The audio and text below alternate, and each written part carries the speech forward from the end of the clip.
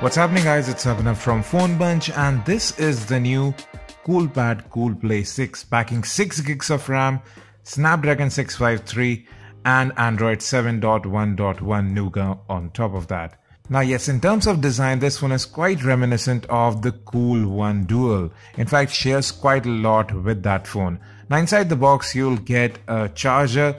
It's a 2 amp USB wall charger. Presumably this is the one you'll get within the box as well. You have a USB Type-C cable and a SIM ejector pin along with a screen guard as well. Now let's talk about build.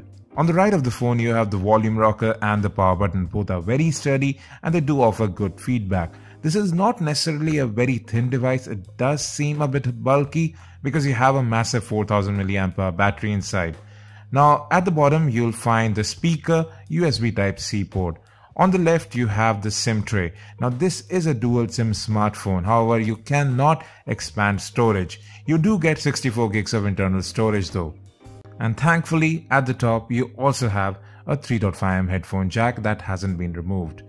Moving to the back, you get dual 13 megapixel cameras with an RGB sensor and a monochrome sensor, again similar to the Cool One Dual. You also have a fingerprint sensor which does work out quite fast. You can see that the camera does protrude a little bit, so it's not flush with the surface, so it might get scratched. Now the fingerprint sensor does work quite fast, as I've already told you, and it works every single time.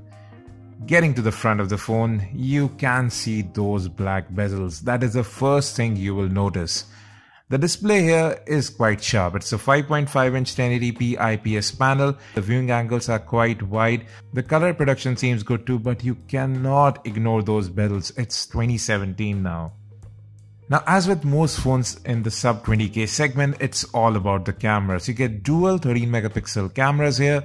Now the second camera can be used to capture monochrome shots in black and white, or it can be used as a depth sensor as well, which I'm using right now. So you can open up the aperture or you can reduce it. So with software, you get this artificial bokeh effect, which you have seen on the OnePlus 5, the previous Cool One, Honor 6X and many other phones. You also get a dedicated Pro mode, which is quite robust. There's a lot of features there, and moreover, you also get 4K video recording. The front-facing camera also did seem pretty decent. Now here are some of the camera samples that I captured. With this phone. These do look quite alright. There was plenty of light. In lower light, yes, the camera does struggle quite a bit. I'll have more to say about the camera in our full review. Now let's talk about software. The Cool One ran on Leiko's EUI, which was truly atrocious. It was bloated, it wasn't easy to use. This is the new Journey UI. It's built on top of Android 7.1.1 with a July security patch. So it is the latest Android version that is available right now. Moreover, things have been made simpler. You have your quick toggles right up top. You can get into settings there easily. There is no weird menu for EUI.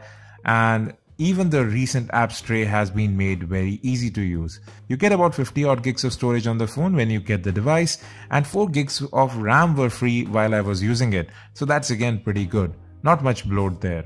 And in terms of performance again, I didn't notice any lag on this device. I have been using this phone for about a day now. Apps do open up quickly. I didn't notice any major lag throughout the interface. In fact, the camera also worked out quite well. That's where I was thinking that the phone may actually lag. You have multi-window support baked in as well, so there's plenty going for it. Now again, most phones in this segment do perform quite well. Now I made this video before the price was actually announced. I expect it to be priced at about Rs 15,000. Let's see where it gets at. I'll have that information in the description of the video. Well folks, that's it for this video. The Cool One Dual does seem like a decent option in this price segment, but those bezels are now so 2016. And everything really hinges on those cameras. I'll have more on this phone. Do stay tuned. Thanks for watching, and as always, have a great day.